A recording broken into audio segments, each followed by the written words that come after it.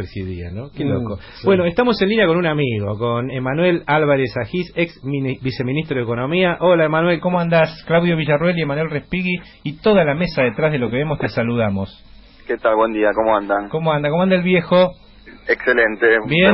de vuelta trabajando, así que ya está en ritmo. Ay, nos alegramos mucho. Vamos a ir ahí a pasar a tomar algo un día. Cuando quieras. Si le dicen algo bueno sobre mí, les hace un descuento, seguro. Sí, sabemos que te adora y está muy orgulloso del hijo que tiene, sabemos.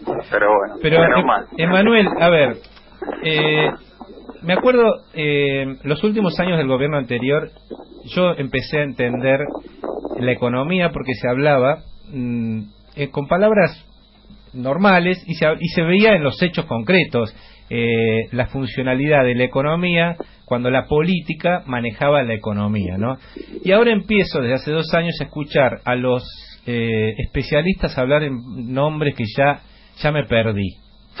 Por eso te llamamos a vos, porque ayer yo escuché al presidente todo el discurso y estaba lleno de buenas intenciones, pero no entendí cómo iba a ser todo eso cuando dice que va a bajar la inflación, cuando él dijo, antes de asumir, que la inflación para él, en su gobierno no era un problema, y estamos con la misma inflación y un poquito más alta que la inflación que tuvo el último semestre del gobierno de Cristina, cuando dijo que el déficit lo iba a bajar, pero porque era una cosa re fácil para él, y el déficit está en los mismos niveles de la última vez, cuando dijo que el dólar no era un problema, cuando dijo tantas cosas, ¿no? Y yo quiero que me expliques como para toda esta gente que nos escucha, que es muchísima gente que nos escucha, y está siendo como víctima de estas políticas que realmente ya entendemos, ya sabemos lo que es el neoliberalismo, pero todo lo que dijo el presidente, ¿qué le puedes explicar a toda nuestra audiencia? ¿En qué va a repercutir? Y hay una pregunta concreta que yo no entiendo porque trato, te juro, ¿qué es la reparación histórica frente a lo bueno que le estaba pasando a los jubilados, que le aumentaba el 33% Cristina por ley? Y ahora, ¿qué hicieron? ¿Qué fue la reparación histórica de los jubilados? Mira, para poner un poco en contexto, la verdad que lo que se escuchó ayer y por donde uno ve venir estas reformas económicas, yo sé que hay mucha discusión, digamos, si el macrismo es una derecha nueva y moderna, probablemente lo sea. Lo que vimos ayer es que envejece bastante rápido, digamos, porque la verdad que las recetas son más viejas que injusticia. Es un poco un diagnóstico general donde se ve que el principal problema de la economía es que el Estado es muy grande y que los salarios son muy altos. Todas las medidas que uno ve por dónde van a venir apuntan a achicar el tamaño del Estado y a tratar de poner un techo a los salarios directos y a los salarios indirectos, que son las jubilaciones. Claro. Porque vos cuando te jubilas seguís siendo un trabajador, lo que pasa que ya no en etapa activa, sino en etapa pasiva. El macrismo llegó con el diagnóstico, o por lo menos con el eslogan de campaña de que las jubilaciones en Argentina eran muy bajas, que era una vergüenza que más de la mitad de los jubilados cobrasen la mínima, vergüenza que yo comparto. El problema es que cuando Néstor asumió, esa mitad de jubilados cobraba 0. Claro. Entonces, siempre mejor que cobren la mínima. Lo cierto es que la mínima obviamente no alcanza para el nivel de vida que tiene que tener un jubilado. O sea, estamos mejor que cuando no cobraban nada, estamos peor que pensando en una jubilación digna. Ahora, lo que ha hecho el macrismo paradójicamente es bajar la jubilación mínima, porque en la reparación histórica la primera medida, que a mí me parece la más importante, es la universalización de una pensión que la van a cobrar todos los abuelos cuando les llegue su edad de jubilarse, pero que es 20% más baja que la mínima. Cosa que ha pasado bastante desapercibida, pero hoy no hay más programas de inclusión previsional donde vos, si no tenés los aportes, igual te jubilás con la mínima, sino que hoy, si no tenés los aportes, te vas a jubilar con una pensión que es 20% más baja que la mínima. Y lo que hizo Cambiemos, en vez de preocuparse por la mitad de los jubilados que cobran la mínima, se preocupó por el tercio de jubilados que tienen jubilaciones más altas que la mínima. A esos jubilados le dio la reparación histórica, que en algunos casos son números significativos, que realmente le cambian la vida a un jubilado, 10.000 pesos más por mes, 15.000 pesos más por mes, pero que en la mayor parte de los casos son cifras irrisorias. Digo, 100 pesos, 300 pesos, 500 pesos. Digo, nada es irrisorio para un jubilado que cuenta los pesos para llegar a fin de mes. Pero a lo que se prometió, la verdad que cuando uno mira el gasto concreto que está demandando la reparación histórica, no es ni la mitad de lo que se dijo en la Cámara de Diputados. El segundo punto es que yo creo que lo de ayer apunta a ponerle un techo muy concreto a las jubilaciones, que es esto que vimos en los diarios y que confirmó el jefe de gabinete, que supuestamente ahora las jubilaciones se van a ajustar por inflación. Exactamente. Claro. Y no por la fórmula de movilidad. A ver, explícanos.lo. Mira, sin ir a los tecnicismos, digamos, la fórmula de movilidad se empezó a implementar desde 2009. Desde 2009 a hoy, la fórmula de actualización de jubilaciones dio un aumento del 950%, en un contexto donde la inflación fue 660%. O sea, subió 300% más la jubilación mínima que la inflación. Si nosotros en vez de esa fórmula hubiésemos tenido una actualización por inflación, hoy la jubilación mínima, que es 7.200 pesos, en vez de ser 7.200 pesos, sería 5.200 claro, pesos. 300 o sea, esos 300 menos, claro. Exacto. Entonces, si uno dice la jubilación mínima es una vergüenza, es paradójico que el mismo gobierno que diga eso diga, ahora la voy a ajustar de manera tal que en 9 años vamos a estar con una jubilación que a hoy en vez de 7.200 va a ser 5.200. Claro, y tengo una cuenta más sencilla, digamos, el año que viene, ¿cuánto uno puede esperar que suba la fórmula de actualización de las jubilaciones? 20%. O sea, el jubilado en vez de cobrar 7.200 va a cobrar 7.200 más 1.400 para hacer números redondos. Bueno, si le damos la inflación, no van a ser 1.400, van a ser entre 700 y 800 pesos. Claro. Entonces, esa es la discusión que estamos teniendo. Cuando vos te aseguran que no vas a perder nada porque te van a dar la inflación, al mismo tiempo te estás comiendo la galletita de que nunca vas a ganar más que la inflación. Claro, te quedaste ahí clavado para toda la vida. Exacto. Entonces, si uno está con un nivel... Porque, ¿qué dijo el jefe de gabinete? Los países desarrollados no tienen esta fórmula, lo cual es cierto, pero en los países desarrollados la jubilación te permite vivir. Claro. Y entonces está bien que la actualicen por inflación. En Argentina todavía estamos por abajo de ese estándar. Entonces, obviamente, de a poco y de manera sustentable, tenemos que empezar a subir las jubilaciones año a año. Bueno, lo que quiere el macrismo es claramente lo contrario. Me parece que en vez de hablar de fórmulas, hay que plantear esta discusión seriamente y de cara a la sociedad. ¿Qué queremos? ¿Subir las jubilaciones, bajarlas o dejarlas como están? Respuesta del macrismo, dejarlas como están. Claro. Y Emanuel, y con respecto al trabajo, porque también ofreció el título de un ambicioso plan de blanqueo de trabajadores que hoy están en negro, y por lo que trascendió en los borradores tiene que ver con que para sueldos menores de 10.000 pesos los aportes que haga el empleador patronales estén reducidos, digamos. ¿Eso crees que beneficiaría en realidad a los trabajadores, que los perjudicaría, digamos? ¿Cómo lo evalúas? Mira, yo siempre esto lo intento graficar de la siguiente manera. Imagínate que vos vas al dueño de un bar y le decís que va a dejar de pagar impuestos a las ganancias. El tipo se va a poner contento. Va a ganar más. Claro, acto seguido le decís, che, ¿vas a contratar un mozo más ahora que ganás más plata? El tipo te va a mirar con cara de loco y va a decir, no veo por qué. Si no tengo más mesas ocupadas, no voy a contratar un tipo más. O sea, no lo voy a contratar para que me mire, ni lo voy a contratar porque estoy feliz porque gano más plata. O sea, que el tipo gane más plata no significa que va a contratar más gente. Va a contratar más gente si la necesita. Si no la necesita, no la va a contratar. Bueno, esto que a vos te parece clarísimo, evidentemente al macrismo no le parece clarísimo. O sí, pero tiene otros intereses. Bueno, por eso, lo que están diciendo, su retórica es, hagamos que los empresarios ganen más plata porque así van a contratar más gente. Yo dividiría la discusión en dos.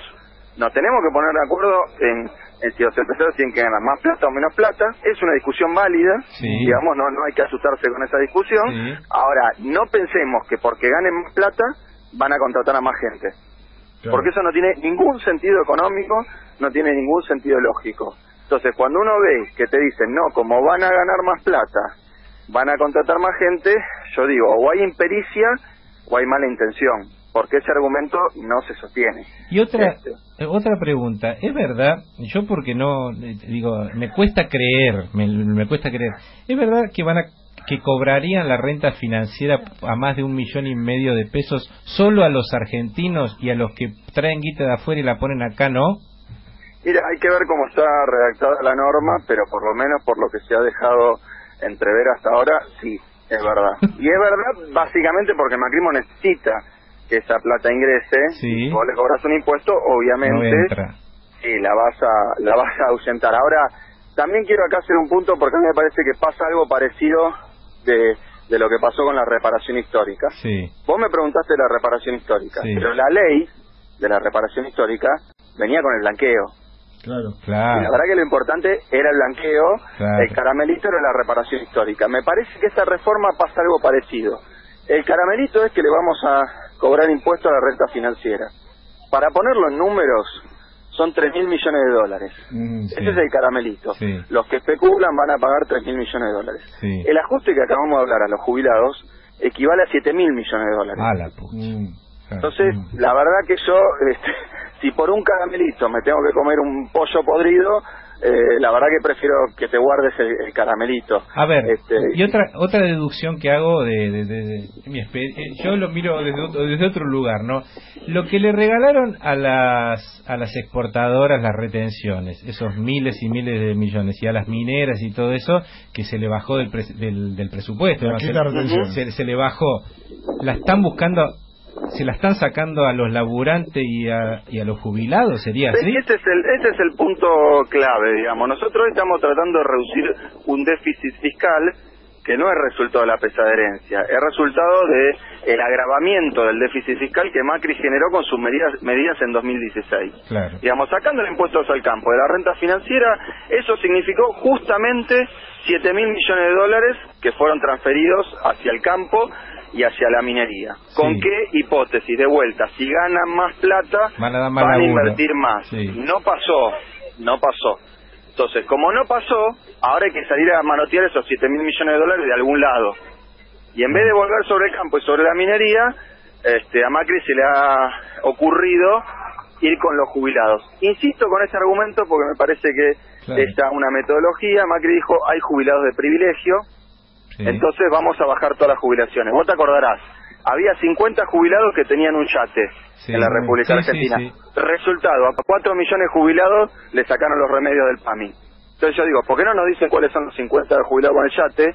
Vamos, los excluimos del PAMI, claro, y dejamos que el resto de los 4 millones tengan los remedios que tenían antes. Claro. Porque si no, con una anécdota te hacen una política económica que perjudica a mucha gente. Lo mismo pasó con los discapacitados, ¿o no? Que todavía... Exacto, había 2 o 3 casos Sí. de obviamente de ilegalidad, Sí, de abuso de la norma, todo lo que quieras. Yo digo, bueno, metan los presos esos 3, no corten todas las pensiones para discapacitados, porque me parece que pasa lo mismo. Encontraron un sindicalista que hacía Chorro, cosas sí, ilegales, sí. Bueno, son todos los sindicalistas chorros. Me parece que, digo, ni un nene de 5 años resiste ese argumento lógico. Claro. Emanuel, estamos hablando con Emanuel Álvarez Agis, ex viceministro de Economía, y siendo indulgentes, tal vez con el gobierno nacional, en base a lo que presentó Mauricio Macri ayer, que insistimos, fueron solo títulos y falta la letra chica. ¿Hay alguna política que te parece que está bien, que es un camino interesante que recorre el gobierno nacional, o en general crees que es un plan de ajuste tradicional? Mira, te digo 2 cosas. Recién hablábamos de renta financiera, me parece razonable avanzar en ese impuesto, obviamente cuidando los efectos secundarios que puede tener. Se habla de extender la licencia paterna, me parece espectacular. Ahora, lo que digo es hay que mirar las cosas en su totalidad, porque insisto, si por la licencia paterna vamos a hacer que un empleador que tiene un empleado en negro, ese empleado en negro cuando lo blanquean pierda sus 10 años de antigüedad, o no le puede hacer un juicio penal al empleador, por ejemplo, si se cometió un delito penal dentro de la relación laboral, claro, la verdad que guardate la licencia por paternidad. Sí, claro. Digamos, me parece que es una negociación un poco perversa, ¿no? Para avanzar en 2 cosas, que todos estamos de acuerdo, están muy bien, generamos un paquete económico cuyos efectos van a ser más negativos que positivos. Claro, porque cuando el presidente ayer decía hay que ceder para mejorar nuestras condiciones de vida, uno lee detrás de ese ceder arrodillarse de parte de los trabajadores y los sectores más desprotegidos. ¿Sabes lo que pasa? Que acá hay un acuerdo entre todos los economistas, independientemente de cuál sea nuestra orientación teórica o ideológica. Todo economista que vos le preguntes cuál va a ser el resultado de este paquete económico en el 2018, sí, te va a contestar recesión y suba el desempleo. La diferencia es que algunos economistas te dicen es el esfuerzo que hay que hacer en 2018 para crecer en el 2019 y en los próximos 20 años, y hay otros que decimos es un esfuerzo en 2018 que en 2019 te van a decir que falta un poquito más, que en 2020 te van a decir que falta un poquito más. El segundo semestre. Claro, y así vamos haciendo cada vez más esfuerzo, porque yo recuerdo en los últimos discursos del ex ministro Cavallo que él decía, bueno, todavía no hemos avanzado con las reformas pro mercado hasta un nivel que nos permitan que la economía crezca. Y la verdad que veníamos haciendo hace 10 años reforma pro mercado, entonces es como el cuento de la buena pipa al final. A ver, ¿existe en los estudios económicos una rama que se llame psicología económica? Te quiero hacer una pregunta, ya casi te diría, pero ¿existe o no existe? Mira, te voy a dar un ejemplo que me parece que resume lamentablemente la mala praxis de muchos de mi profesión. A ver. Viste que a veces se dice que los economistas somos peor que los que pronostican el tiempo, claro, ¿no? Porque nunca acertamos con los pronósticos. Claro, sí. Yo digo que eso es bastante injusto con los que pronostican el tiempo por la siguiente razón. El tipo que te dice que mañana va a llover, no es el responsable de que mañana llueva. Claro, ahora, el economista que te dice que con esta reforma vamos a crecer es el responsable de que mañana es una tormenta que te genera que no crezcas. Claro. Entonces, somos peor que los que pronostican la tormenta, porque generamos la tormenta, pero encima decimos que no va a llover a sabiendas de que estamos generando una tormenta. Bueno, la verdad que eso desacredita mucho la profesión, pero bueno, es lo que uno estudió, así que ahora es medio tarde. Bueno, entendiste a dónde iba mi análisis. Yo quiero preguntarte seriamente. El equipo económico, que no sabemos cuál es el equipo económico, porque está, qué sé yo ya la verdad que me perdí con Macri, me perdí con el ingeniero Macri, digamos. Él está convencido que con esta política, con la experiencia que hemos tenido, que hoy pasamos un discurso de Martínez II y es casi idéntico, el de López Murphy es casi idéntico, el de Cavallo es casi idéntico, y sabemos todos cómo terminaron, son casi idénticos. Él está convencido, él está convencido que así vamos a salir, bajar los niveles de pobreza, que vamos a generar empleo, que vamos a generar consumo. Él está convencido, él cree que es así, o sabe que es para el 50%, el 60% y que los demás se caguen de hambre. Mira, es una pregunta un tanto psicológica, es cierto. Por eso. Yo lo único que te digo es que uno de los principales brazos ejecutores de la política económica de Macri, que es Sturzenegger, e insisto, yo no hago de esto cuestiones personales, simplemente es una descripción de los hechos. Cuando logró cerrar dos operaciones muy importantes para Argentina, el mega canje y el blindaje, dijo, esto garantiza el futuro de Argentina, hemos evitado una crisis económica. Y nos la pusimos contra la pared a los 2 meses. Me acuerdo. Entonces, ahora me parece que es la misma persona la que está diciendo quédense tranquilo que este camino de endeudamiento vía LEVAC es sostenible y es la única forma de bajar la inflación. A mí me da cierta desconfianza. Pero lo otro que te digo es que todo este discurso que vos decís, dicen que van a generar empleo, va a crecer la economía, me suena raro.